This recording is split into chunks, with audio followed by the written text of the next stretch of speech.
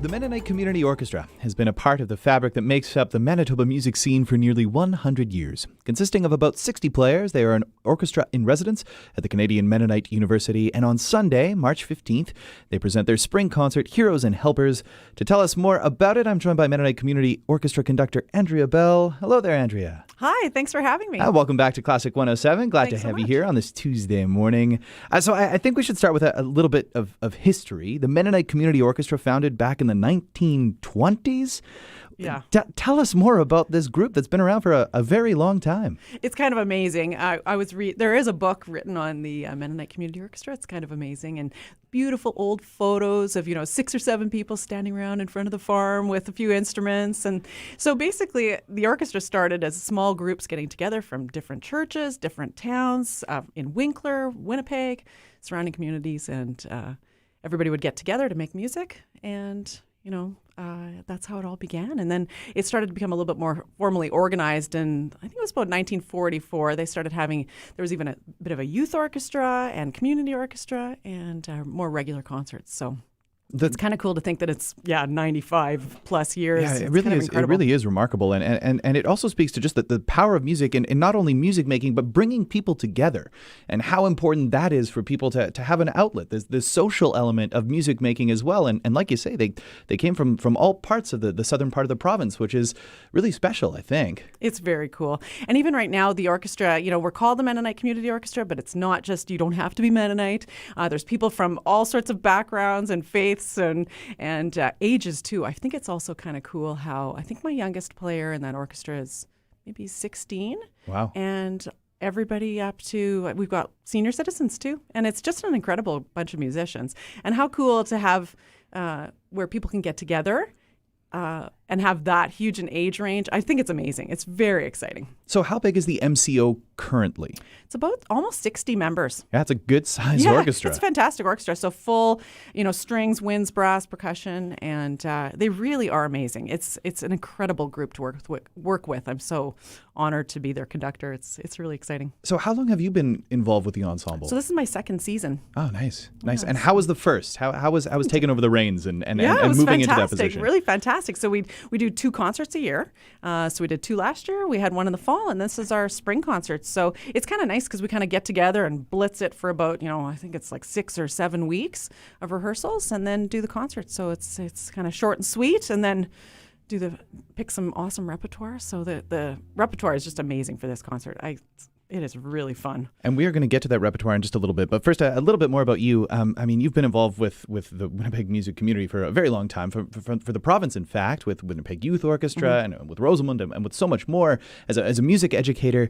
I'm curious, with the MCO, with a community orchestra, can you talk more about the idea of a community orchestra? And are there any challenges that come with that, or any particular joys as well? I'm just thinking of amateur players and professional players coming together. Can you speak a little bit more to that? Sure. Well, it is fun. There are people in there that are basically professional. There are some players that have played with the symphony, that are either retired or have subbed with the symphony. So there's lots of great professional level players, all the way to people who maybe began playing their instrument as an adult.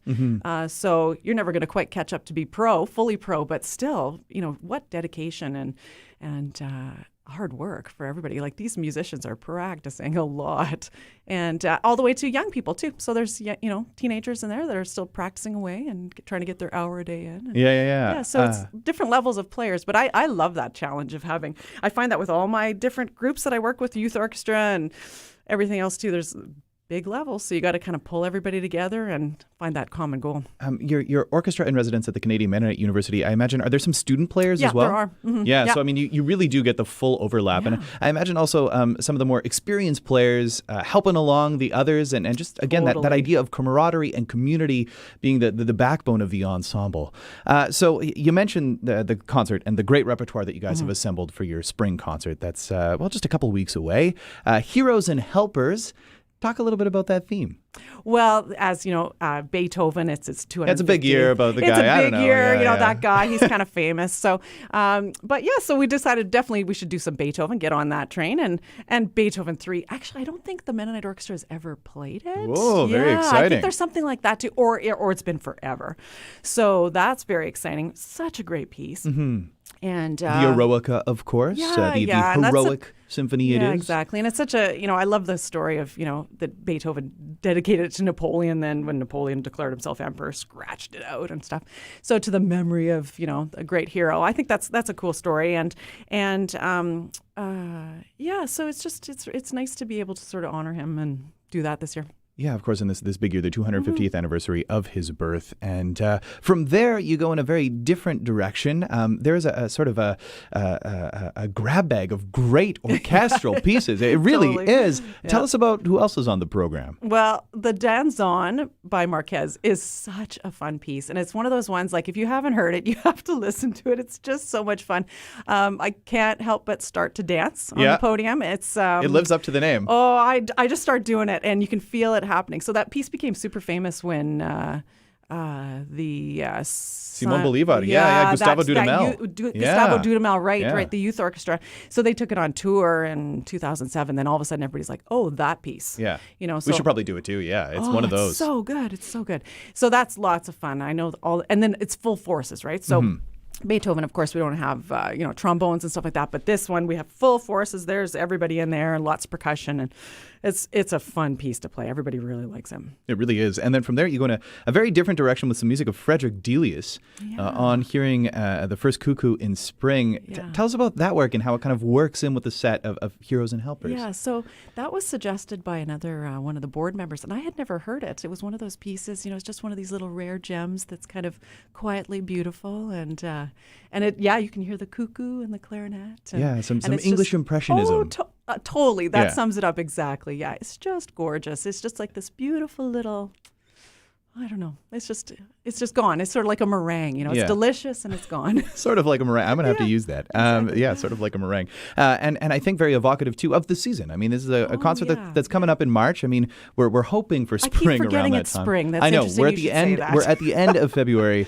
And then there's a piece of music that I think all of us were introduced to through the cartoons. Another great piece for the orchestra, some music of Franz von Suppé. Oh, it's just so much fun.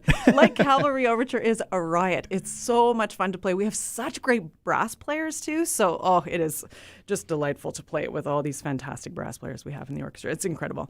And it's fun. It's such a fun piece. Lots of heroic brass stuff, which is totally, you can hear the cavalry. And then this like sultry Hungarian rhapsody in the middle, which is the story of the operetta is actually kind of funny because it's some leader loses all the treasury money because he starts a ballet company for his girlfriend. His Hungarian girlfriend, who's a ballerina. Yeah. Yeah, and the rest there's is... the theme in the middle. It's awesome. It's really fun. It's a very fun piece. I think the big thing about this concert and the community orchestra as a whole is that you guys are really having fun and you're doing it well, which really makes a difference, of course, for this concert. Andrea, I want to thank you so much for coming in this morning. Thanks for having me. Telling us about the Mennonite Community Orchestra and the upcoming Heroes and Helpers Spring Concert. Looking forward to having you back sometime. What's planned for the new year? Have you thought that far in ahead yet? Anything else coming up for the Mennonite Community Orchestra? Let's see. Well, this is our big concert for this season, and then once Mennonite Orchestra is over, I start thinking about there's youth orchestra concert, there's Westgate Mennonite concerts, there's all these other things coming up. So busy season. Always something happening here in the city. So mark it on the calendar. Sunday, March 15th at MBCI's Jubilee Place Auditorium. Admission by donation, and we've got the details up on the website classic107.com. From that program, here is the thrilling Light Cavalry Overture of Franz von Suppé.